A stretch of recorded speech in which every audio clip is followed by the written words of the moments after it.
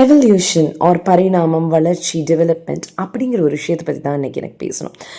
Change is the only thing that doesn't change. மாற்றம் ஒன்றே மாறாததுன்னு சொல்லுவாங்க.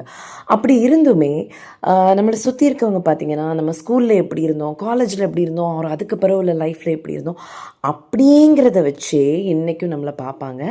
And suppose if in case நம்ம change ஆகிட்டோம், நம்ம டெவலப் ஆகிட்டோம், ஆர் ஒரு பெரிய அவங்க எக்ஸ்பெக்ட் பண்ணாத அளவுக்கு நம்ம இவால்வ் ஆகிருக்கோன்னா அதை அவங்களால அக்செப்ட் பண்ணிக்கவே முடியாது.